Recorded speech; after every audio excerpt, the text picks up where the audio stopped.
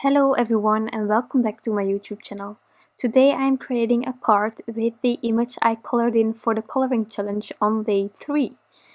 So I was thinking about doing this raccoon and I had no idea what sort of card I was going to make with it, but I knew that I wanted to do some no-line coloring, and therefore I just took a tiny piece of Strathmore Bristol Smooth and I'm going to stamp out this image. I am also going to fussy cut this image, and this will be one of my first attempts to fussy cutting. Yeah, it's daunting, but I have some great scissors and I am going to succeed. Or I'm telling myself that, but no, I'm actually really happy with how it turned out. I did take my time after coloring everything in to go slowly and to really make sure that I was just relaxed and having everything colored in. So here I just wanted to show you how I store my stamps. I have made a mask previously, so I have that on the back of the lid, and then I'm storing that mounting stamp on the top. So for this raccoon, maybe you have seen it already on Instagram, I'm using distress inks. Now of course in my videos I show you everything, so here you will see the completed card as well as the inks that I'm smooshing because it's part of the card making. So I did take my time to color in this raccoon. I also looked up how a raccoon is looking because I am just the worst in figuring out colors of those animals. It's not some animal that we see often in Belgium, so I just needed some Google, and I came out to black and gray and then black around the eyes, and then I just worked my way around everything with the gray and black idea. So for the accessories I'm using some Evergreen Bough. I love this color. I also love the combination of this color with purple. I think it's truly great. So my raccoon is getting all blues, and then my presents will be all purple, and the rest I'm trying to sort of choose some realistic colors. Not that the coloring is realistic or should be, but in this case I just wanted to have those colors right. So yeah, I must tell you, this is a really detailed image, which is gorgeous, but it also has some challenges, of course. But in the end, just take your time with whatever medium you are coloring with. Take your time, enjoy the coloring, and just do what you love. So for this image, I am, as always, with the no-line coloring, adding first my inks on the edges where I want more shadow, and then I'm creating a damp paintbrush to drag that color towards the rest of the image. And I just keep going over each part to create more depth, more shadow, and that's how easy it can be. Some of you always say that I make it appear really easy and simple.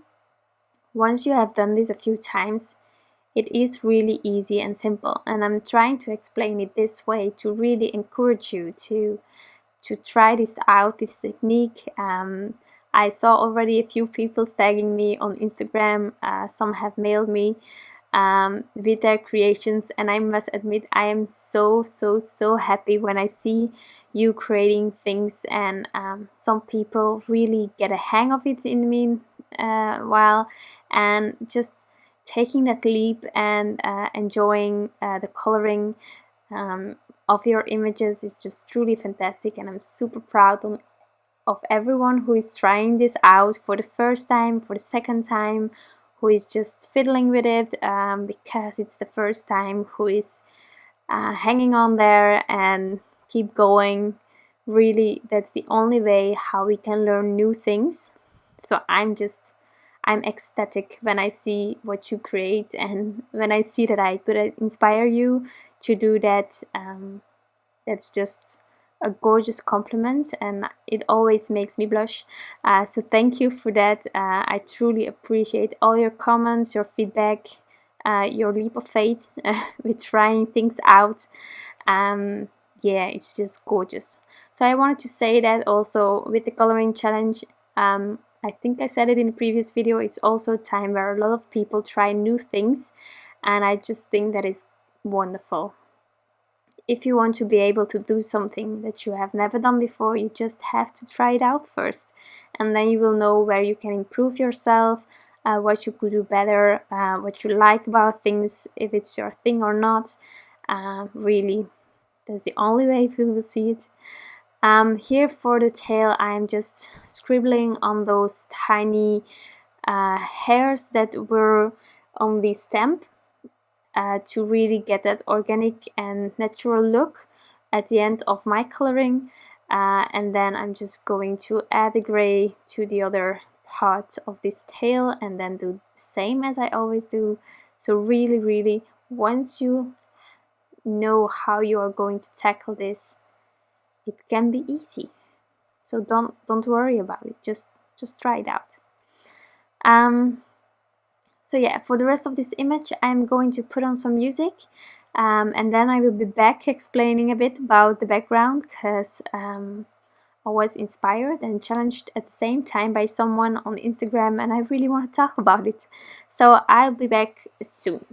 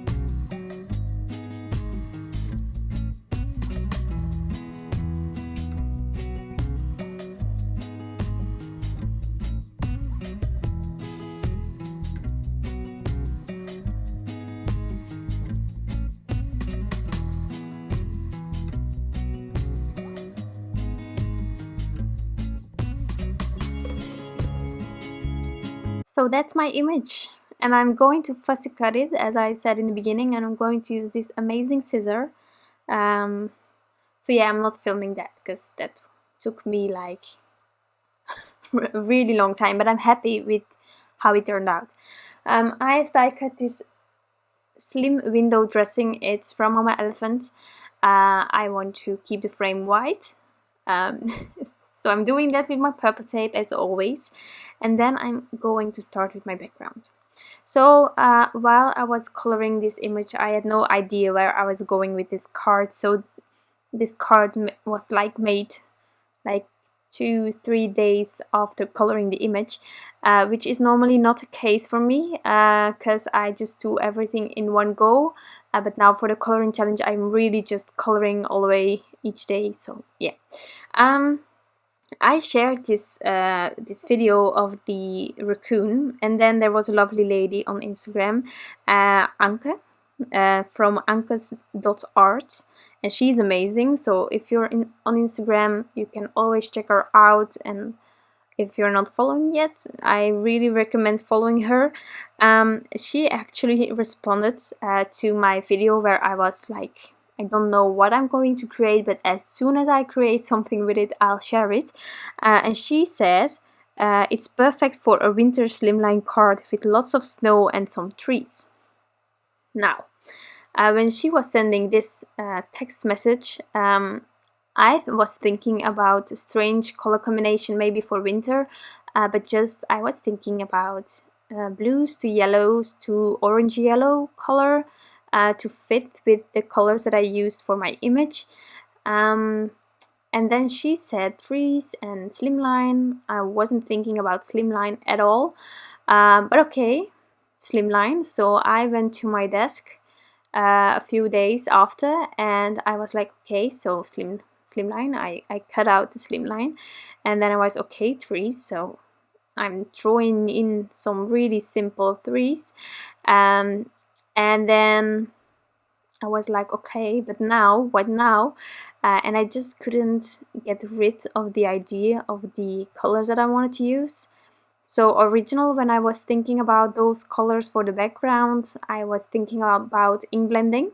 Now, of course, when you are drawing your trees like this, a bit free-handed, a bit wonky, a bit a bit everything, it's really hard to create any masks because you are not using a step. So instead of ink blending, I went for coloring, watercoloring the background as well. So that's how this card turned out to be like this.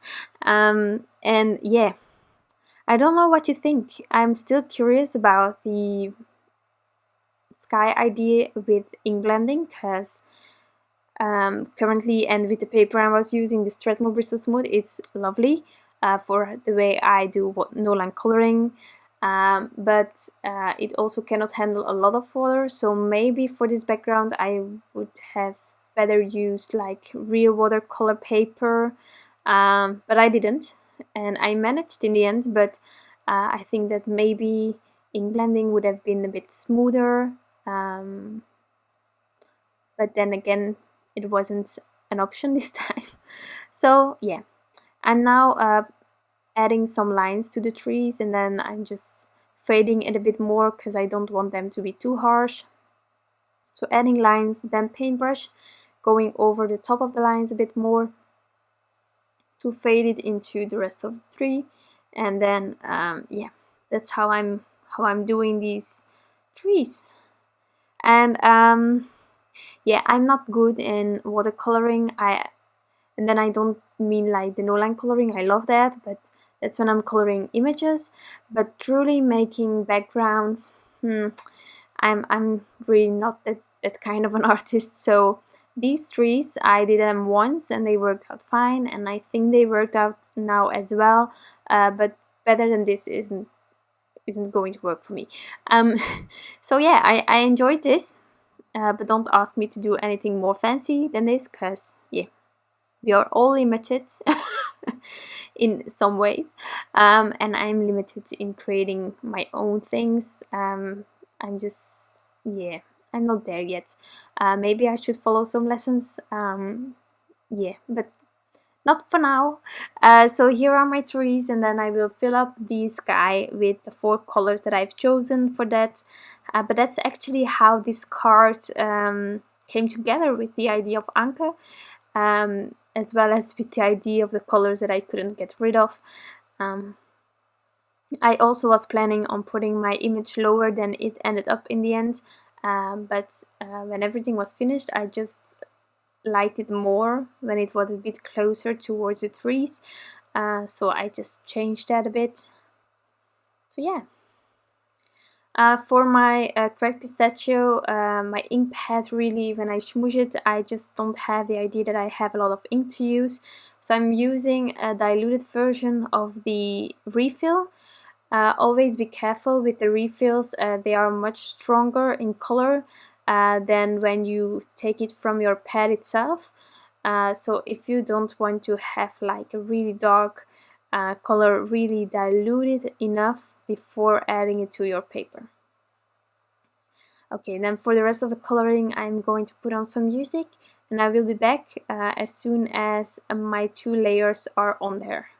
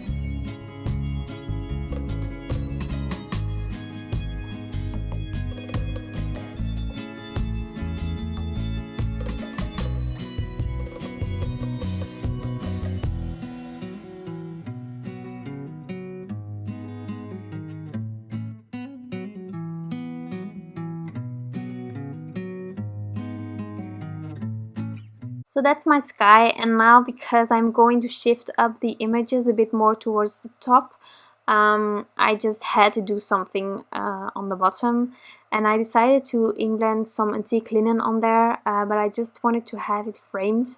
the completed card. So I'm also doing on the edges the antique linen, above the watercolors sky. You don't see it that much except on the top with the dark color, but I know it's there, so and then I'm just going to inkblend a bit more on the bottom.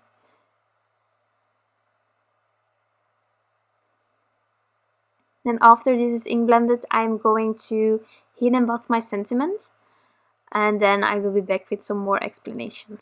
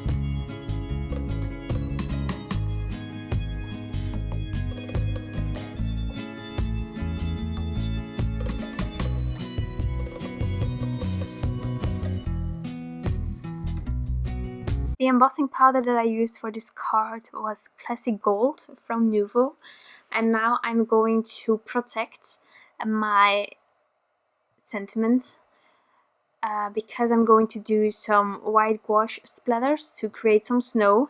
I know that this background with the orange can seem a bit warm. It is for half of the sky, it's a warm color. But that doesn't mean that there cannot be any snow. So I'm first splattering on this background, and this is the white gouache from Winsor and Newton, and I'm also going to splatter some of the snow onto my image.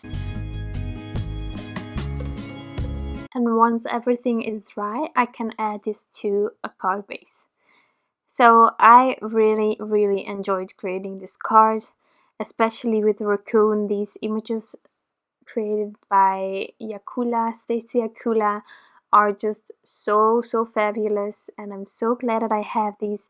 I must admit still, the rubber sometimes scares me, but once you get going with it, it's actually quite easy to use.